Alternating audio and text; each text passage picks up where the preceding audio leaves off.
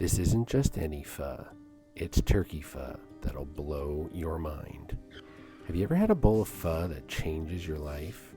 Well, today I'm using turkey meat instead of the usual beef, and I promise it's going to be epic.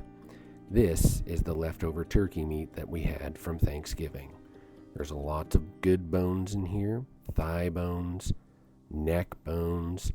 We've even got some, more thigh bones, even the spine. I spatchcocked the turkey, and if you got bones like this that have a lot of meat left over, well, then that's what you're going to take off. But right now, let's throw all that meat into the pot. And like I said before, those pieces that have a lot of meat left over, just chop it right off. Get in there with your fingers if you have to, and rip it apart. And then you're left over with a bunch of meat for building your bowl. Now be a good sport, wash your cutting board, wipe it down, dry it off, and then grab a bowl. We're going to grab a couple of yellow onions. Now you can either use one really large yellow onion, or in this case, I'm going to use two smaller yellow onions. And as you can see, I'm just going to have them, keeping the skin on and all. Next on the list is a little bit of ginger, and you're going to keep the skin on this as well, and you're going to have it right down the center, trying not to cut your fingers off. Here are some of the dry spices that you're going to set aside. I picked up one of these wire racks at the dollar store for a few bucks, and I'm just going to place it over top of my burners.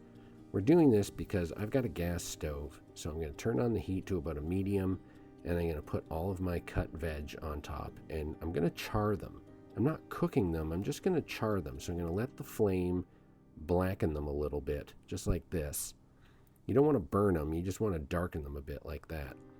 And the next step would be to just peel off your onion skin. Don't peel off the ginger, just your onions.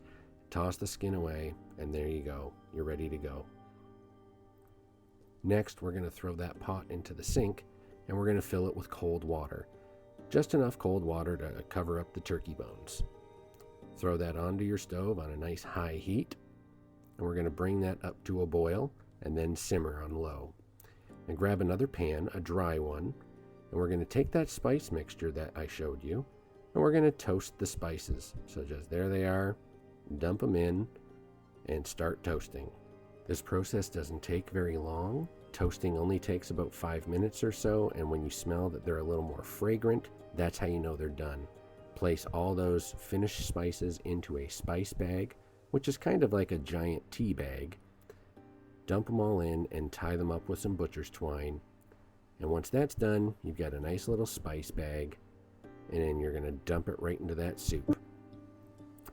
Then dump your onions and your cut ginger all into that soup and give it a good old mix around just to make sure everything gets incorporated.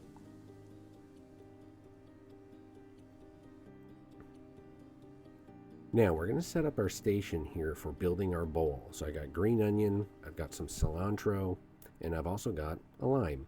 Now optional ingredients are you can put bean sprouts or Thai basil, anything you want really, but I'm going to use green onion. I'm going to chop it up just like about that size right there.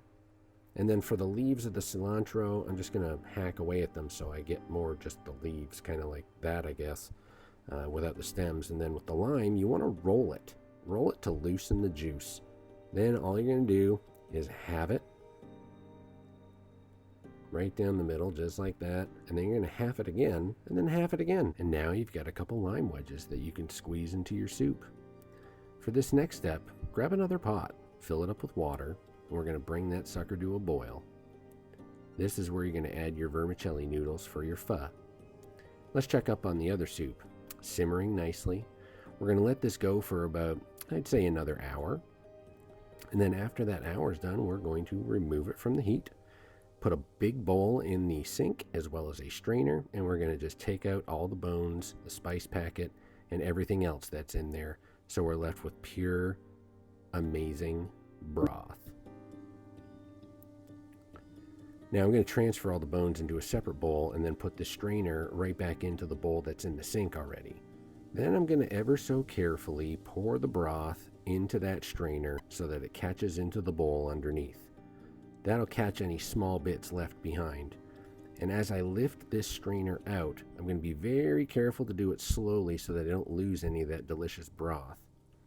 And then, like a giant moron, I'm going to lose a bunch of the broth, trying to pour it back into the pot, which I should have put the pot in the bigger part of the sink. So live and learn, I guess.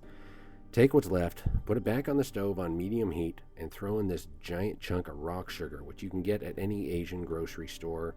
And then grab some fish sauce, and you're going to throw in about 3 tablespoons. So here's my first one. 1, 2, and 3. This is like a Sesame Street commercial, and we're just going to count together.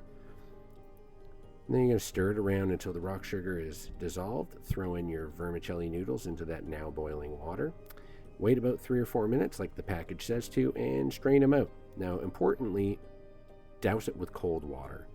If you do that, it'll stop the cooking process so that they don't overcook and get mushy. Let's build the bowl. We've got our noodles, throw in a bunch of our turkey meat.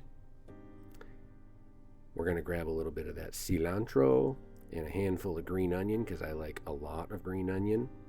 And then, of course, we're going to ladle in that amazingly delicious broth. If you could smell it right now in my house, it smells amazing. Everyone who's walked through it today has complimented me on it. So I also like to throw a little bit of spicy chili crisp in there too for some extra flavor. I happen to really, really love this stuff. And just like that, the pho is finished. Let's try it out. We got some of the broth there. Very nice. Let's grab a piece of the turkey. Man, oh man, this tastes so good.